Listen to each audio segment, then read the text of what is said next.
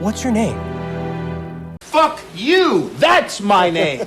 So this script was ready from April when the movie first got leaked, but of course, I couldn't actually upload this vid until now, else I would get hit with a huge copyright strike from Paramount. This movie was originally announced in February 2021. That's right, over 5 years ago, and has been nothing but radio silence since then.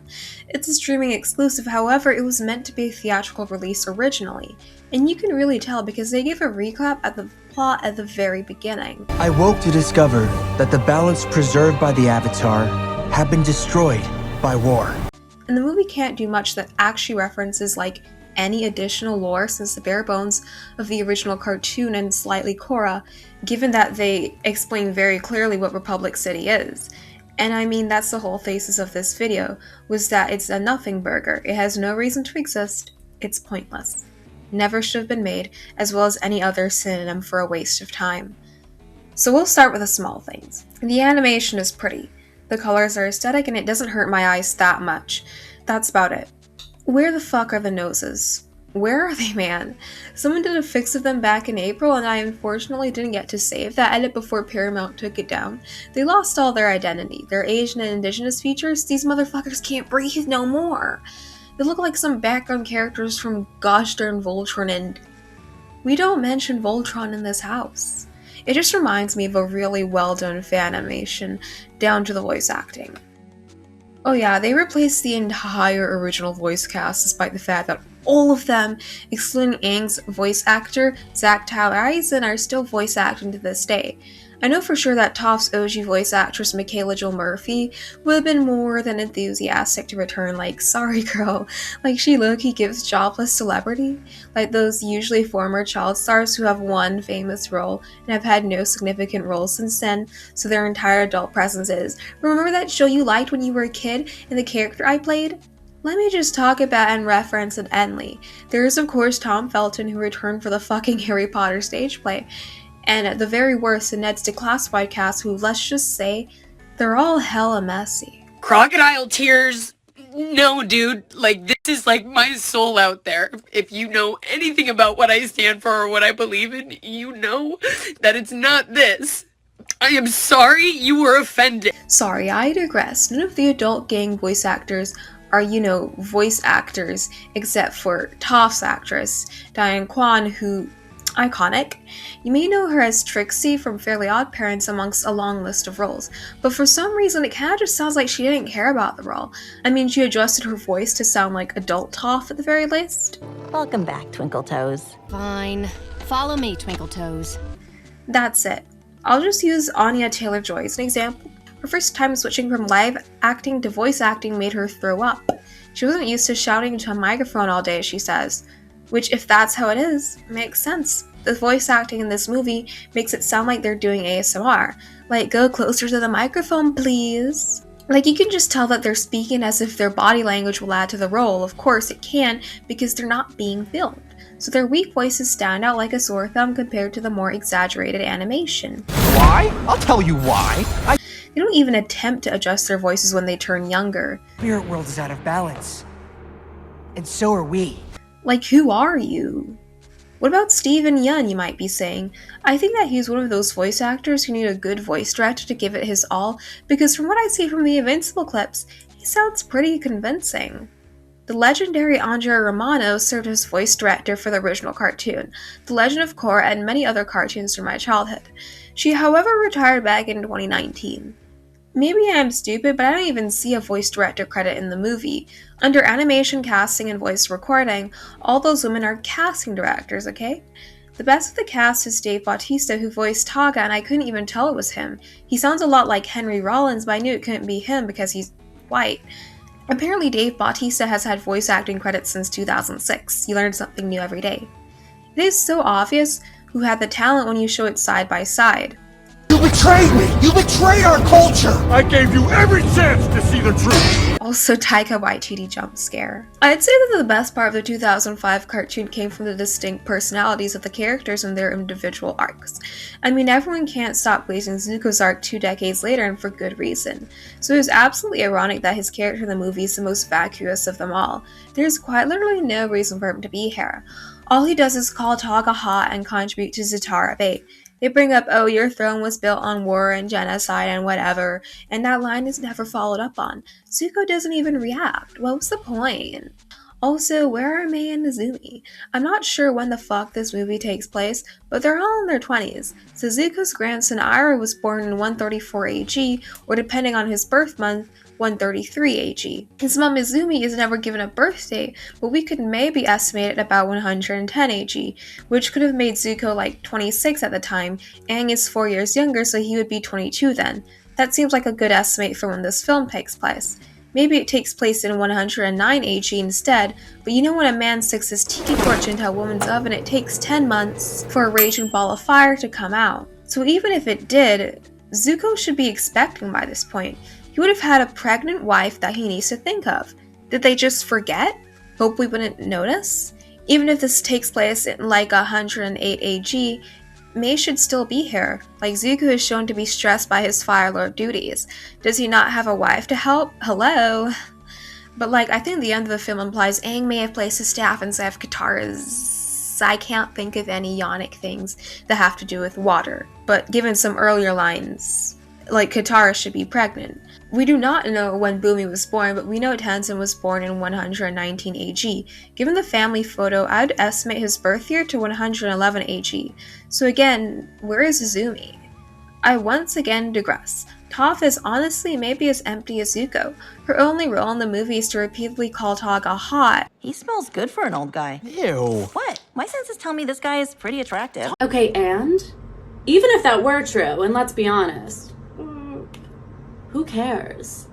Spell Pharaoh. It's like when DC Comics had Amanda Waller pick a chicken sandwich over a salad as an explanation as to why she got fat. Guys, this is why Toph has 2 baby daddies who are not in her daughter's life. She just goes after anything with a penis. Also, Earthbenders fucked Togga up and that causes conflict in whatever, it's never expanded on. It doesn't matter. You guys remember the Ember Island players? Remember how Sokka was portrayed? This movie is that, but unironically. Remember when Sokka was the strategist, the ideas man, the inventor? This movie doesn't either. All he does is make vapid jokes, unfunny faces, get stalked on occasionally, and yeah, that's it. They reference his testicle a bit with that flying bite contraption thingy, but the entire movie could have worked just fine if he wasn't here, just like the previous 2. On to his little sister. I would make the Amber Island players joke here again, but it's not really true. There was that viral TikTok trend of the pick-me girl trying to break up a school fight, and goddamn that "this isn't you" gives me flashbacks. I think the best example would be when Aang decides to bring along all of his friends, except for Katara. 1. Aang has never not trusted Katara's ability to fight. I'd say he's her hype man, in fact. And like Katara never calls him out on this, why not? Katara with her actual personality would give Aang a righteous verbal smackdown for pulling that shit, but not this Katara. It's just her live-action personality. Bland, more there as a tool of support, no passions, no stubbornness, look pretty, do nothing. But like, that has been her purpose since 2012, and maybe even before. Katara has this healing water in a vial, and she's considering healing Zuko's yeah, that's scar. Right. I always thought she was gonna do that. Like, what episode did you guys talk about that? Because that's like, and a buddy of mine suggested that it was a metaphor for her virginity, which I think is an interesting take. I'm not confirming it, but I'm gonna heal your eye with my. And she doesn't do it, and then you will see in a few minutes. Obviously, I'm assuming everyone's seen the show. That she needs it to save Aang. So, like, had she wasted it on healing Zuko's scar, Aang might not have survived the season. There's a great thread by Nico Strid on Twitter, but I'll just give up the most egregious examples.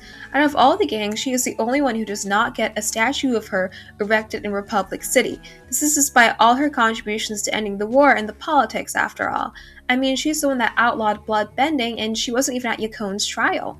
She wasn't even at her granddaughter's ceremony to be declared a master in airbending. And while I kind of unironically like Aang not being the greatest father, there is no mention of how Katara dealt with that. Like, I'm sure it would lead to some marital conflicts. So when speaking of, I'll talk about her breakdancing hubby now because all of her character wraps around him. Aang, now I made my case that his original arc in the cartoon was not satisfying at all, mainly because his moral conflict is not only inserted last second, but solved with a Deus Ex Machina, and I mean kinda same here. All his friends die and then get brought back to life, but that technically happened to him at the end of Season 2. Even still, those actions should be heavier than they are, but they just get glossed aside. But that's like the franchise, starting from Sozin's Comet.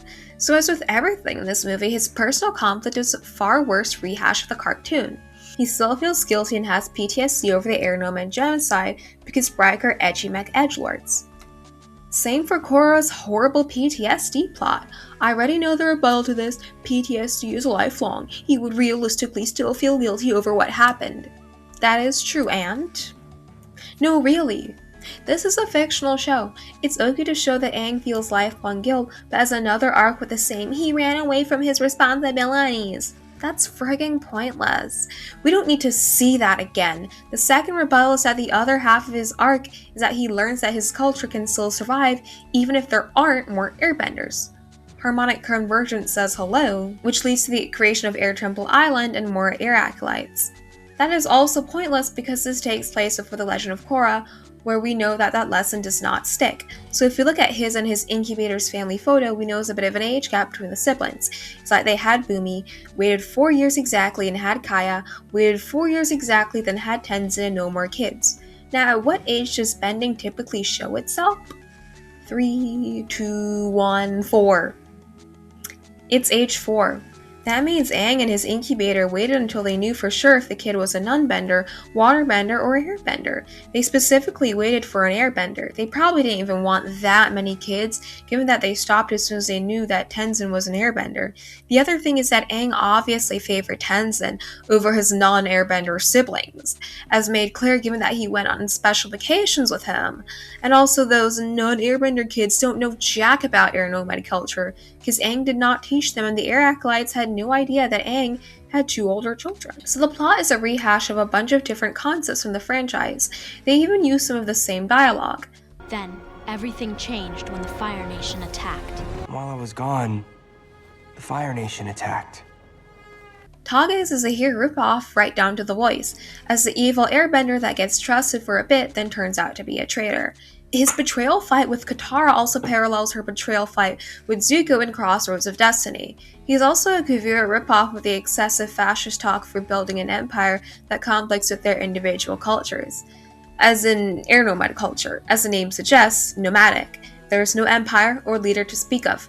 Kuvira repeals the monarchy and replaces the decentralized leadership with a dictatorship.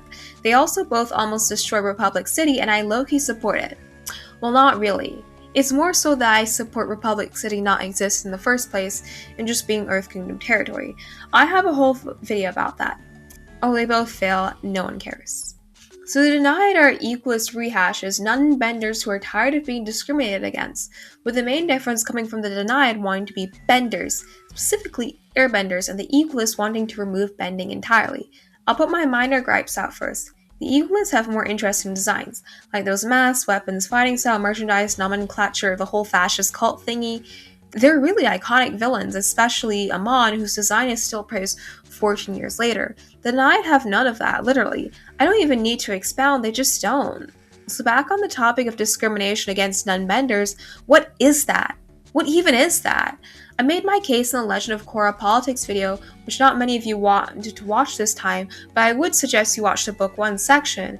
As for my thesis there, we have no idea whether nun-bender discrimination exists or not. Like the conclusion that the series wants us to come to is that it does exist, but the workings of that is never shown.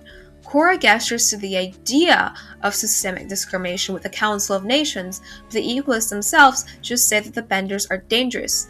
This is a telling over showing issue. We have no idea the historic background to the nun-bender anger. What exactly it is they are angry at? Just that they are, and they are sort of maybe right-ish. With that said, in response to a nun-member woman talking about her discrimination, whatever it is, Katara says this. I'm not like you! The world hasn't been good to me! The world is what we make it! Excuse me? You hear a woman talking about her structural constraints and you just say, it's your fault though? If you're homeless, just buy a house. This is the fucking problem with these mature themes and conflicts post Sozin's comic.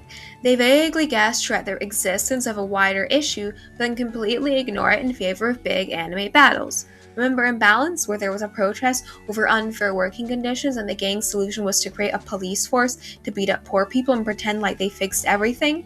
And a lot of the conflicts these comics bring up are also issues in Korra that are 10 times as bad. So they not only solved nothing, but they actively made these issues worse. Out of what, Bright? Ignorance? Malice? Both? Why are these two lip cucks dedicated to assassinating all the characters we grew up with and loved? The Denied become air acolytes, and for what? They don't get anything. The gang sacrificed nothing, but the Denied sure do when they have to give up their maybe reasonable cause. When it comes to my rewrites, I always try to make it so that the gang are left with almost impossible conflicts and that they have to make hard decisions. They aren't portrayed as heroic, and given the legend of Korra, they do not adequately solve these issues, just created an unstable piece. But that is the interquel issue summed up here. You know those battle shonen filler movies that are just there to make money and their plots are empty because they can't really affect the plot and the characters so they don't conflict canon? This is what this movie feels like because Bright are weebs. But it doesn't have to be that way. Oftentimes people say that the big issue with prequels and interquels is that we already know how this plot ends. But knowing the ending from the start is not a bad thing. Grave for the Fireflies tells us that the two main characters die at the very beginning. The whole point is the how. There are 70 years between Avatar: The Last Airbender and The Legend of Korra. That is a long fucking time. There are a lot of things that would have happened that wouldn't be appropriate to dedicate time to in TLOK. Like what happened to Zuko's mother. The search was a big piece of bloody dog shit, but in theory, it's not a bad idea. What happened to Azula? That theory of her being a fire sage is cool as shit. At the end of the cartoon, she had a whole mental breakdown. How does she recover and choose redemption? There's a goldmine of content to make an interquel on, it's just that for some reason they choose not to. Or they do and they just do it badly. One would theory that it's an empty fluff of spectacle because it was meant for theaters. My rebuttal is the 4th highest grossing R-rated movie of all time, the Demon Slayer Infinity Castle movie. You wouldn't understand the plot unless you watched the TV show or read the manga, but that didn't matter to moviegoers. As I said, this movie could have contained a major storyline, and it would not have mattered for the audience. Maybe it was for the best that this was made streaming only. This movie getting embarrassed at the box office would be pitiful, but very funny. Before I close this video off, I'll bring some other shit that bugged me. The spirits are reduced to the Legend of Korra versions, floofy little shits with all their mystique removed, refer back to Unicorn of War. Sunan is spoken about by Taga as if it was the past, not the present for him. Like, dude, you just woke up. We have to save as many people as we can! Okay, Captain Obvious, keep up the repetitive and vapid dialogue, will ya? Oh no, I'm out of water! They insert a My Cabbages joke because they're desperate for approval. However, this conflicts with the comics and the TLOK lore, where it is shown that the cabbage merchant opened a corporation. But when, as per usual for Avatar franchise videos, we show a delusional fan comment. A love letter to animation. Generic anime style, generic but fluid fight scenes, kind of pretty colors. Totally a love letter, not something that references the different eras of animation and combines different styles. Nope, this is the most perfect, beautiful film of all time. Look, if you expect for this film to be good, you haven't been paying attention. And you know what? That's not even a mean comment. Like, if you only watched the original cartoon and Korra, then sure, I guess you could expect something from this movie. That's not your fault. Good for you and your health and fat. That is not sarcasm. People often say nowadays that Aaron Ehaz and sometimes his wife were the real genius behind Avatar: The Last Airbender. There's always this look for a one guy, like the one guy who allegedly ruined the reputation of some slop or whatever. The case for those kinds of people is that they are immature losers who need someone to bully because they can't handle reality. Or maybe it was a genuine mistake because it made them aware that that criticism of insert thing exists the whole time before some YouTuber came out with a video 5 years later. I'm really getting off the rails here. It's best to use examples of book franchises because there really is one guy behind it all with some input from the editor. Rick Riordan, his original book series Percy Jackson and the Olympians, mwah, great. Everything after, you can see the slow decline into absolute dog turd. There wasn't some secret ghostwriter, either Rick got worse or he was just a hack who stumbled his way into a masterpiece. But anyways, cartoons are collaborative efforts, like hundreds, maybe thousands, I really don't know, of people are behind it. What happened in the 2000s is that a bunch of people came together at the right time. Maybe those people did hold back Bright. That spectacle criticism I made? Yeah, the actions and alleged stakes are what Brian Konieck's still like. It's unknown. But as with anything post-Chosen Comet, this movie was a soulless waste of time. You're better off watching paint dry. That's it. Bye-bye.